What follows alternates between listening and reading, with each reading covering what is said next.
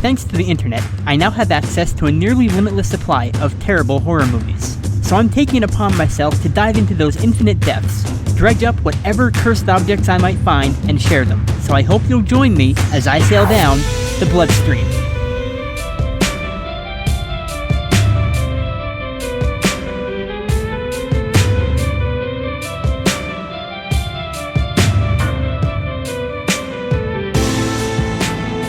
Welcome aboard.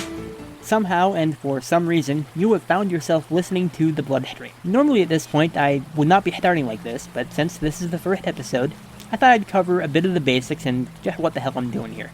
As I said in the intro, there's a whole lot of really terrible, cheesy, bad, awful horror movies out there. And as anyone who knows me, they know I love really bad horror movies. I've been running a website where I talk about terrible horror movies from the 80s for the last 8 or 9 years now, called Triskaideka Files. I'll leave a link for that in the show note because I seem completely unable to have a URL for a website that is spelled normally. Anyways, I always wanted to get into something more audio, so one day I was sitting around and it hit me that there's a whole lot of movies I love, or at least love to watch because Phoenix knows they're terrible, but I'll watch them anyways, on all kinds of streaming services. And so I hit on the name.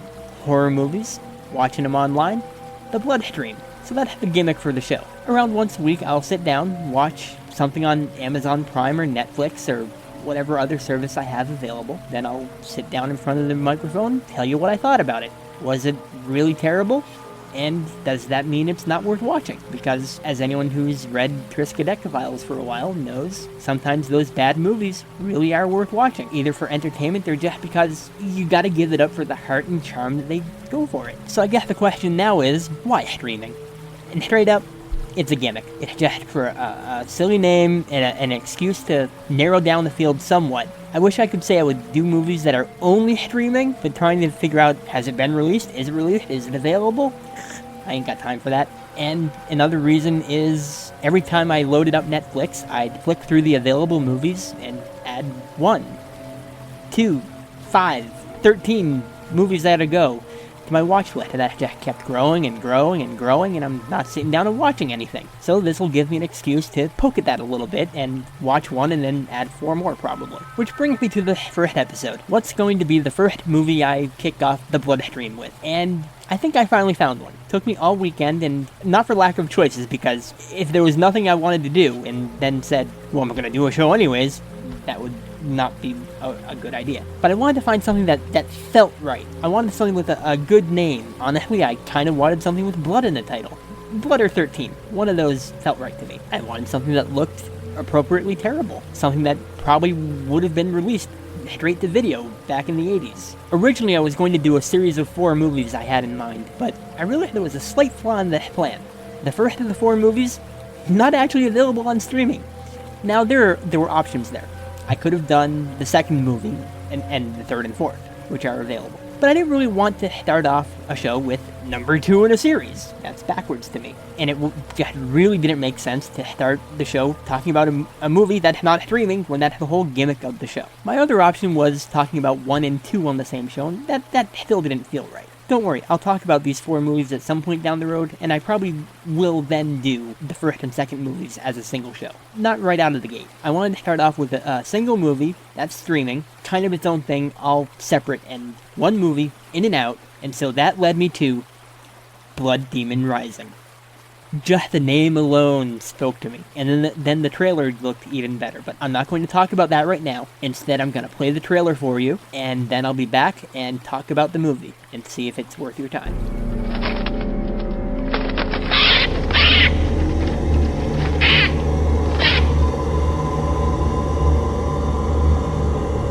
Oh my god! I love haunted houses. They're so fake, but they're so much fun. I've been contacted by one of our churches in the Pacific Northwest. They've asked for a Jesuit priest with knowledge of these things to come out and investigate these accounts. Hey, Vicky, check out those decorations. Yeah, that's pretty cool. Father, you're familiar with Matthew 26, verses 14 through 16? course, Father. It's about Judas' betrayal of Jesus Christ. They only let 2 people in at a time. Do you think you could go through with me?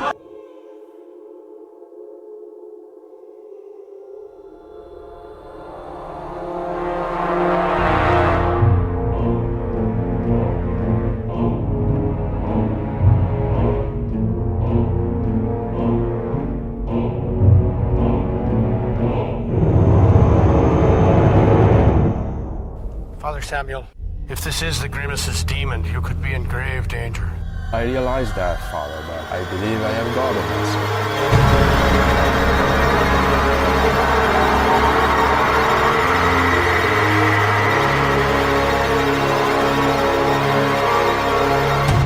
I see you found me.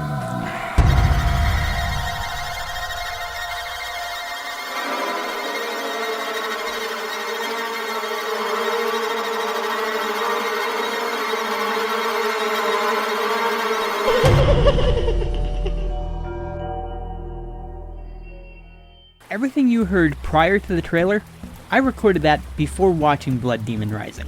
I just finished watching the movie, and wow, what a movie. I had no idea what I was going to be in for when I first started watching this thing. I was just hoping I picked a good movie, something that would be entertaining.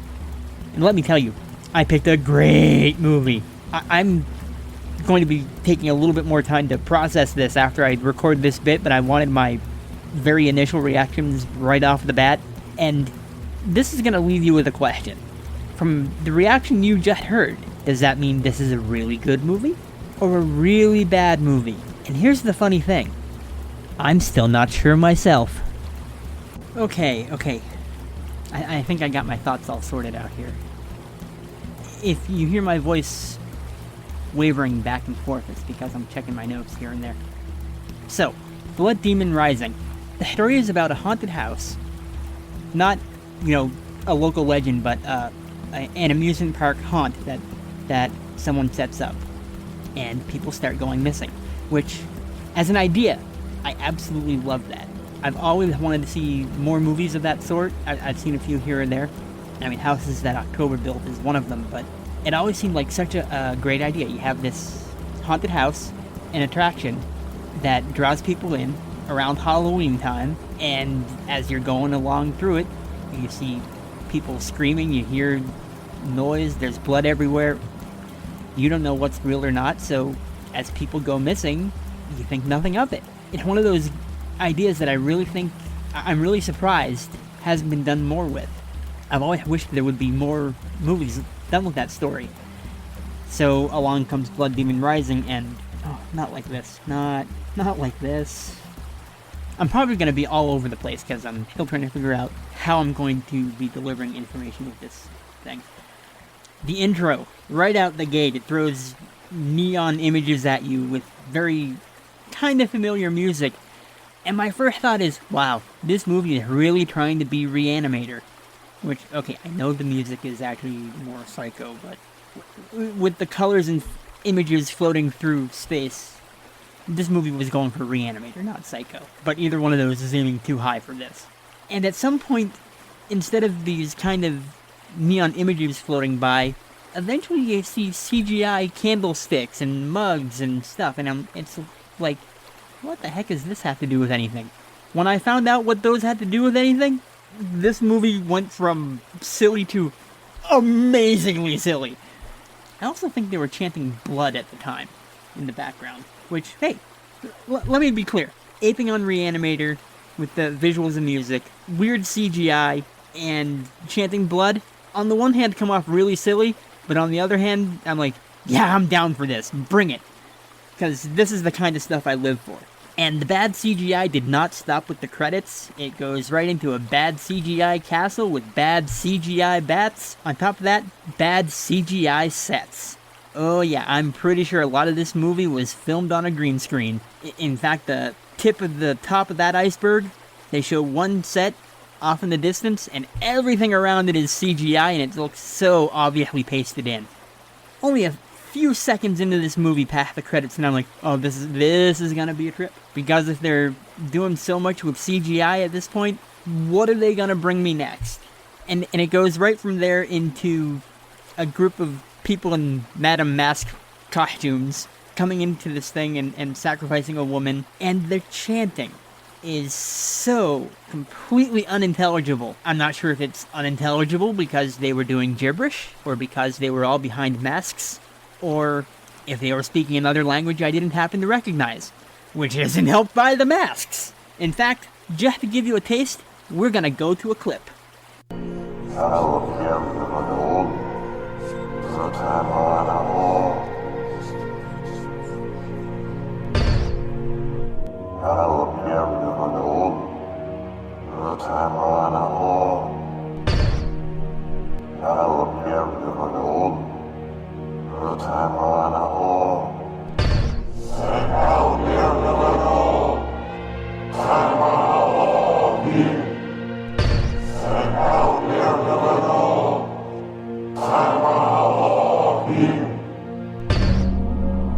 Lord of the great blackness, Lord of below, we call upon you to free our leader Grimaces.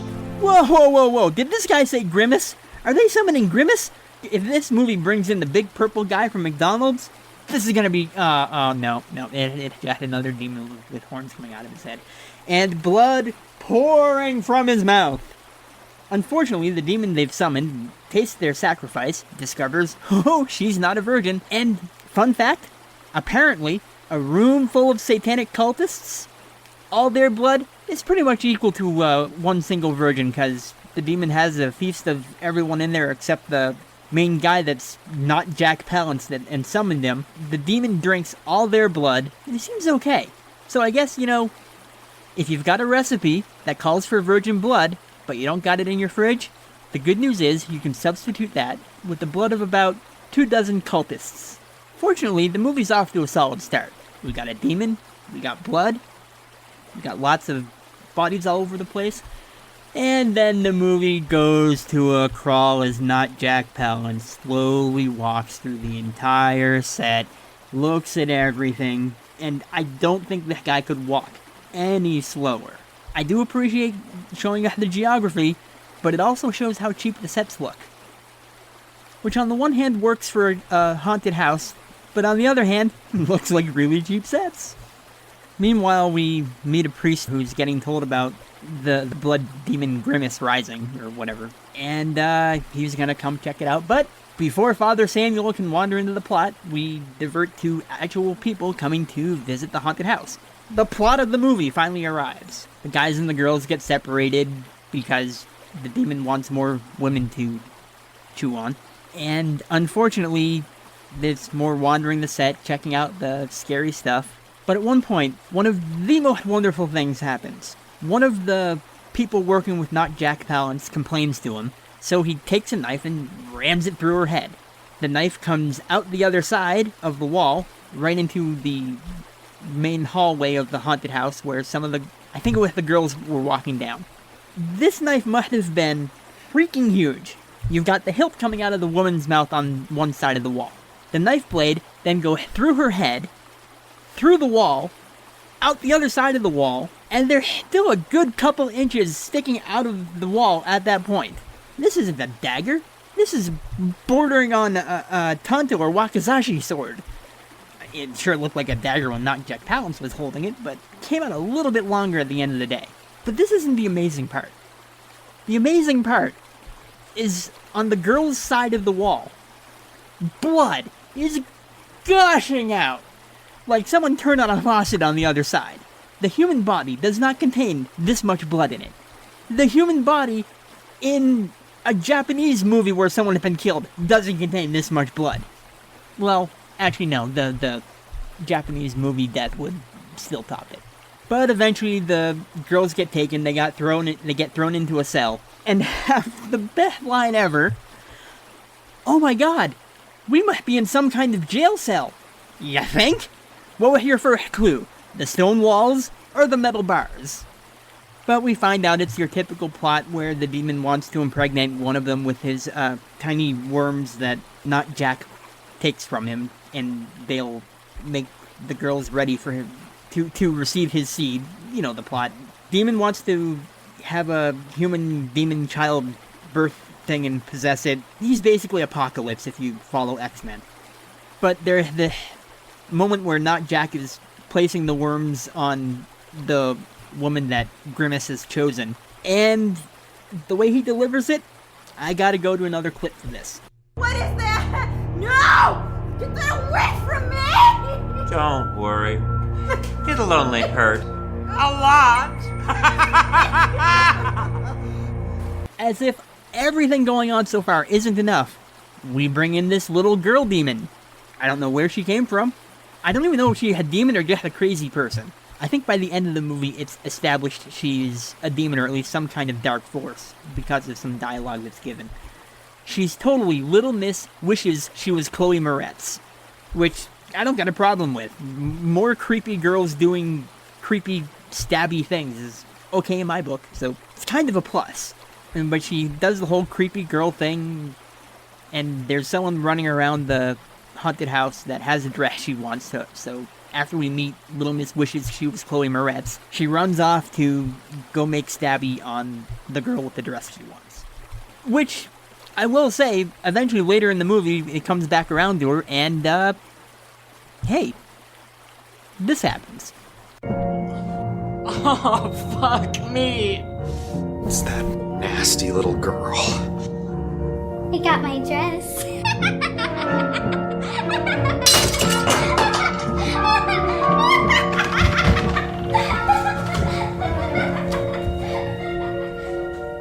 I gotta say, I'm happy for her. She got the dress, she had a goal, she went and did it. Best character arc in the whole damn movie, really. Oh, remember I mentioned the priest earlier in this long, rambling, incoherent mess of mine? Yeah, he finally decides to wander back into the movie with about an hour to go. Kinda fell out of the plot for a while, but, you know, Father Samuel, you must stop their demon grimace. But wait 50 minutes or so before you do that, because we don't actually need you for most of this movie. But when we do, we'll bring you back. And did I mention the demon in this movie has more blood gushing out of his mouth? It's like they filmed him with Caro syrup at some point. So he speaks, and blood just comes pouring out. On the one hand, it's this really cool visual of this demon with gnarly teeth and huge horns and eyes, with blood pouring out of his mouth with every terrifying line. But on the other hand, with the blood coming out, every line instead sounds like blah, blah, blah, blah. So it's trying to be terrifying, but comes off sounding so very silly, like a Murloc is coming after you in World of Warcraft. Which I think sums this movie up very well. This movie is World of Warcraft. No, wait, that's not what I meant. It sums this movie up so very well. It's trying so very hard to be terrifyingly scary, but then takes it away by being really low production values and campy and goofy. It can't quite figure out which way it wants to go, and I love them both. This movie is so terrible, but so goddamn entertaining. But finally, Father Samuel wanders back into the story, and he meets another priest, and they actually decide to try to explain what's going on in this movie. An hour deep into it, finally, here's what's going on. So what do you think, Father? According to the file you sent, there is definitely something going on. But until I can get inside, there is no way of telling that it's a true demon rising. Did Father Paul give you the dagger? You know about the dagger? I worked in the Vatican many, many years ago. That is why I came to the conclusion so quickly that something might be happening. What tipped you off that there might be something going on at the haunted house? It started with the disappearance of some very important people in the community. Prominent people? Yes. People that are known to be part of a cult. They have blood rituals and sexual orgies and such. They are an interesting lot, aren't they? There's more. Really? Their basic belief is that a person can live forever with the help of the gods. Basic vampirism. How many people are missing right now? Anyone associated with the cult. Yeah, it seems to all fit.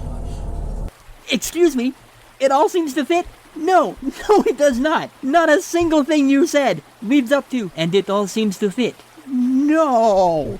And how many times can you ask how many people are involved where the only reply is, everyone involved with the cult? That's not an answer. That's like, how many pages are in this book? All of them. You know what? I need another clip. I need to back away from this for a few seconds. So, remember how there are guys in this movie that were dating the girls? Yeah, they're still wandering through this.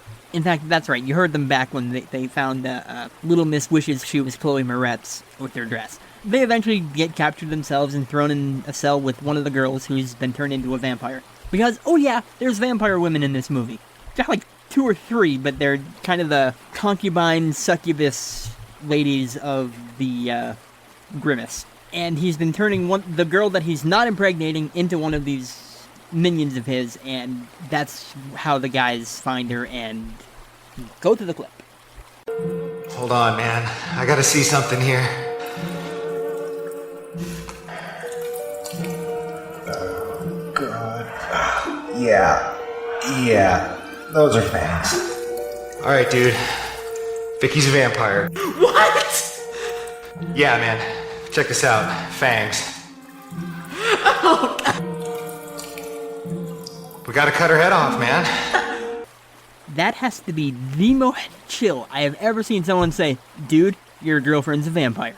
We're gonna have to kill her. Guy is way too okay with this. I suspect they might have had problems that we don't know about.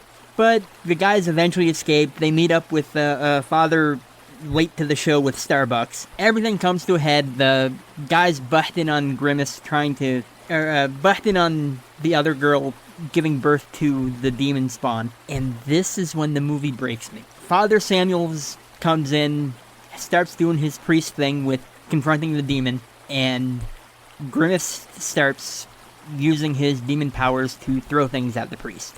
Many movies would have done stuff on fishing line or wires, flinging it through the stuff, or legitimately would have huffed stuff through the air at the priest, or, in a general direction, to give you the impression of there's stuff being thrown at him. But what did Blood Demon Rising do? Blood Demon Rising throws mugs at him.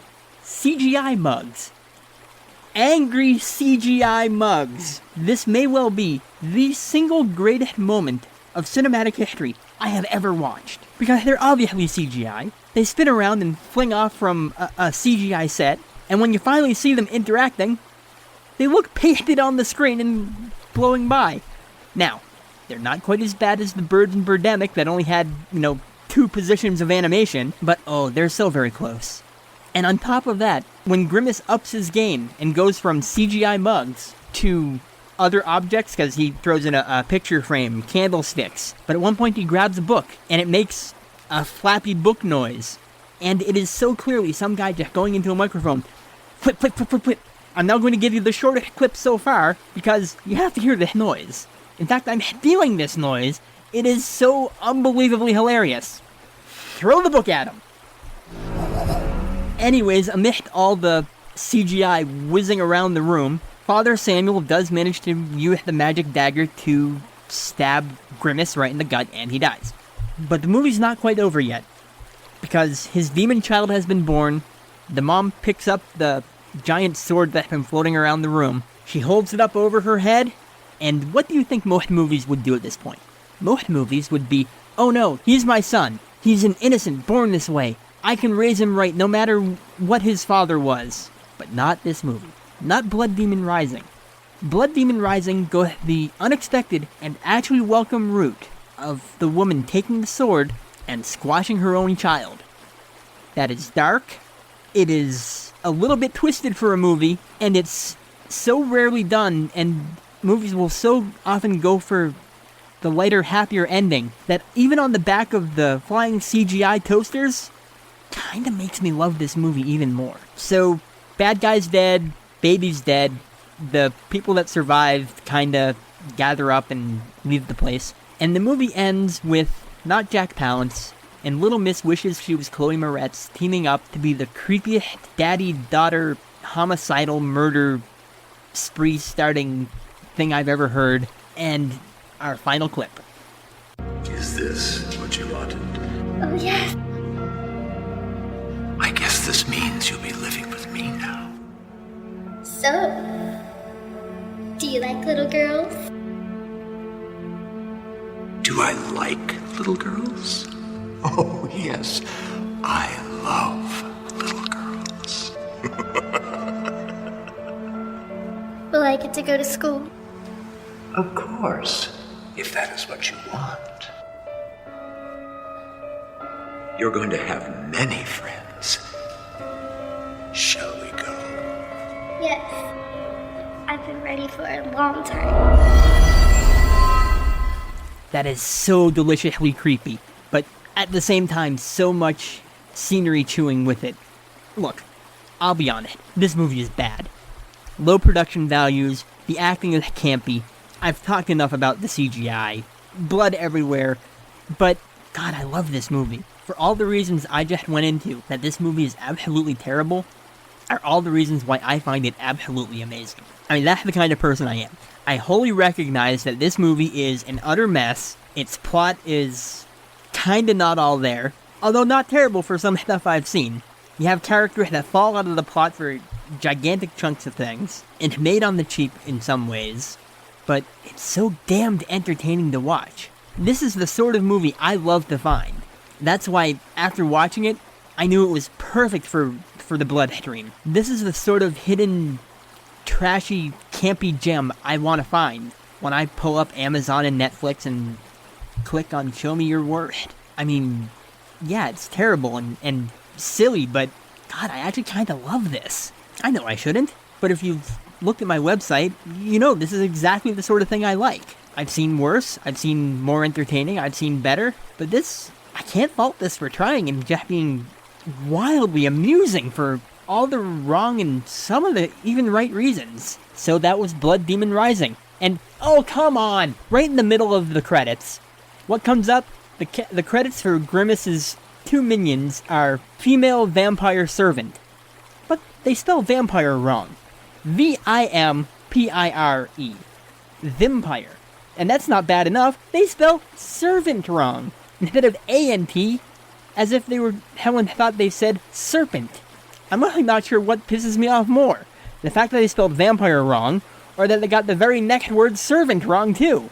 But that's not bad enough. They got it wrong twice because it's 2 separate credits. And I try not to do this too often on Trisk, but sometimes there are just these really egregious errors in the credits that just make me want to yell. And Vampire Servants is being done twice is easily the top of my list for that.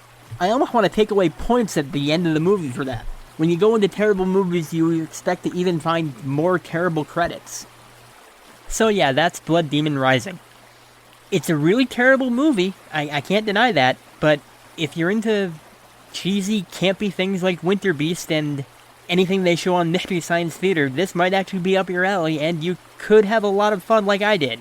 I'm not gonna lie, if you click play on this on Amazon, you're in for a really cheesy, bad movie, which is going to be par for the course, but it's actually kind of worth watching just for the entertainment alone. Just be warned, you're walking into a really, really weird movie.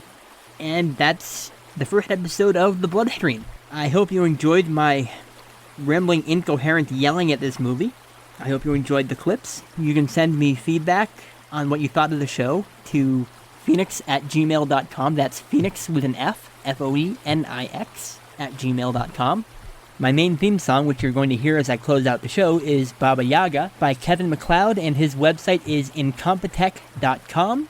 I will include the links to that in the show notes, but good to give some audio love to that site because they've provided me with some music on some other stuff. I'm using that under a Creative Commons license. The underlying music in the show is Horror 13 and Dark Mystery, which I got from Audionautics. Again, I'll include the link to that. I believe that's all the information at the moment. I don't have a website yet. I might do that later. I do have a Tumblr, which is at thebloodstream.tumblr.com. That's mostly going to be posting about the show, though. Maybe teases of stuff to come. I'm noodling about a Patreon for the moment, but that's not started yet. Might mention that in the next episode or the third. And so that was The Bloodstream. I am out of here, and keep streaming.